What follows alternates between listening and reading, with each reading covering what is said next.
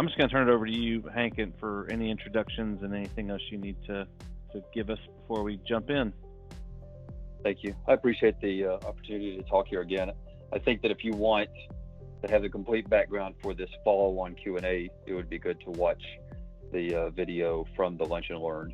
I'm not going to cover down on everything I talked in that now, but brief background is grew up in doing outdoors activities, went to the Naval Academy, became a Marine officer, and through the Marine Corps had lots of different security type responsibilities, as well as ended up doing some finance, and finally ended up in cyberspace operations, which included offense and defense. And then through that last assignment, I started studying more broadly what risks were to our dependencies on the internet and everything that is connected via the internet. And I realized those were fairly broad, and we should be doing things collectively to mitigate those risks. I do want to mention at the beginning of this, and I think I have a disclaimer in the video also, but any views here that I express are my own. They don't reflect anything from the U.S. government or from any of the companies I work for or have previously worked for. It's just based on my own research and my own opinions. One of the last things I wanted to talk about, which maybe is the fallout, or not the fallout, that's not a good way to use it or term it, but one of the results of the hot wash after action review is something you and I have discussed a lot, which is this idea of having a plan. In our world we call it disaster recovery, incident response, crisis management, and then you really turned me on to a term that we hadn't really spoken much about in the IT world, which is this whole idea of continuity of operations, which we do have what's called a business continuity plan, which is typically rolled in a little bit with the disaster recovery, so maybe the same thing. But I'd love to hear from the military perspective.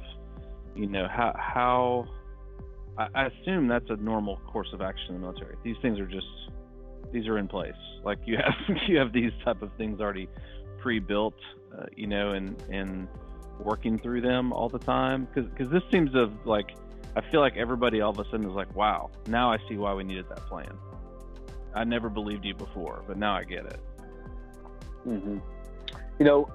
I think I got continuity of operations more from the information security field than from military. I'd have to think back on it.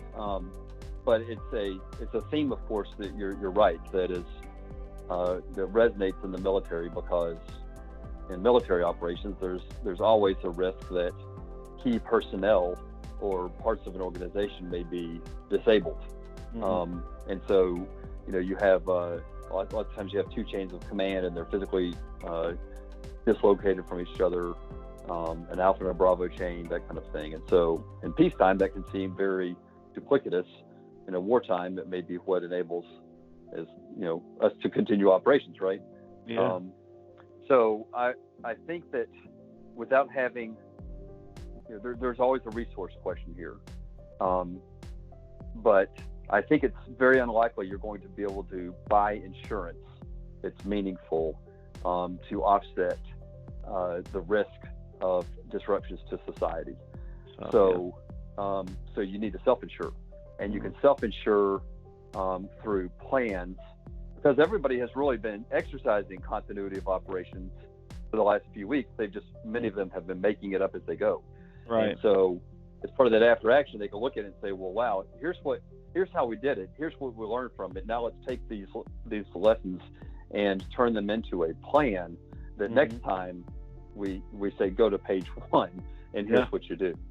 Yeah, that's good. Well, and a key to that, is actually testing it, tabletop testing, of your plan. That a lot of people will write a disaster recovery plan or a business continuity plan, and then just kind of stick it in the files, and they never actually do anything with it. And then it happens, they pull it out, it's outdated, things have changed. So that's an important piece of that too, that I would say as a takeaway for folks, which I wrote 3 things down, which I think are super, super, super practical, which is, if I was a business, which I am, but if I was advising, my customers right now, I would take Hank's advice of start to plan your recovery now. Go ahead and put a program of action with milestones in place, and realize I've heard multiple people say this time and time again as plans change because the situation changes. What was it? Muhammad Ali is. How does he say it again, Hank? Your best plans go out the window when you get punched in the face or something. Yeah, the best way plans sound great until someone gets punched in the face. Exactly. Yeah, exactly. Or in the military, they say, battlefield. until the first bullet flies. But yeah, the benefit of the plan is you have an opportunity to pivot from that plan, and everybody has the same pivot point. Yeah. Rather than making stuff up as you go. So plan your recovery you mentioned now. Sure. Yeah. Plan your recovery now. And you mentioned like the tape. There are. I think if there's a metric to the value add of planning and then rehearsing the plan, I think it's a diminishing return. So, if you have this before Operation Iraqi Freedom 1, and General Mattis writes about this in his book, Call Sign Chaos. They did a terrain model of the Iraqi terrain that they were going to attack through that was the size, I think, of a football field. And people wore jerseys to indicate units, and they walked through the plan day after day after day, rehearsing this plan. Yeah. And they executed it beautifully. But that was, there was a tremendous investment that went to that.